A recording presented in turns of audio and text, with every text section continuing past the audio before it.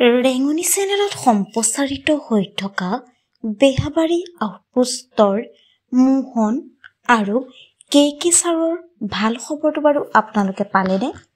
জনপ্ৰিয় অভিনেতা দুজনৰ আছে এটি ভাল খবৰ। আপোনালোকক সবিশেষ জনাম আজি এই ভিডিঅ'টোৰ জৰিয়তে।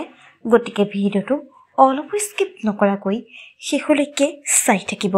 নমস্কাৰ বন্ধু বান্ধৱীসকল, আপোনালোক সকলোকে স্বাগতম জনাইছোঁ মই প্ৰতীক্ষাই SP নিউজ আছামিজৰ অন্য এটি নতুন ভিডিঅ'লৈ আপোনালোকৰ বাবে লৈ আহিছোঁ পুনৰ এটি নতুন ভিডিঅ'টো সকলোৱে আদৰি ল'ব বুলি আশা কৰিলোঁ। আহক আজি ভিডিঅ'টোৰ পৰৱৰ্তী অংশলৈ আগবাঢ়োঁ।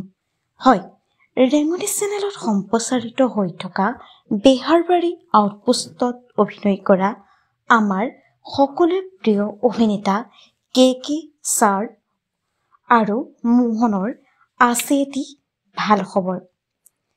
কে ছাৰ ওৰফে সিদ্ধাৰ্থ শৰ্মা আৰু মোহন ওৰফে দীপজ্যোতি কেওটে নিজেই জনাইছে সেই ভাল খবৰটি। পোনপ্ৰথমেদি কমেণ্ট কৰি জনাব জনপ্ৰিয় অভিনেতাজনৰ খবৰটো পাই আপোনালোকে নিশ্চয় ভালেই পাব আৰু তেখেতৰ অভিনয় চাই কেনে পায় নিশ্চয় এটি কমেণ্ট কৰি জনাব।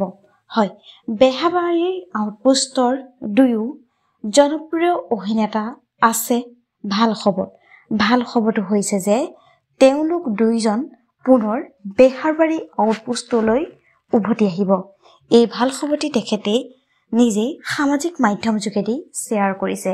বন্ধু বান্ধৱীসকল, আপোনালোকে খবৰটো পাই কেনে পালে নিশ্চয় এটি কমেণ্ট কৰি জনাব। ধন্যবাদ।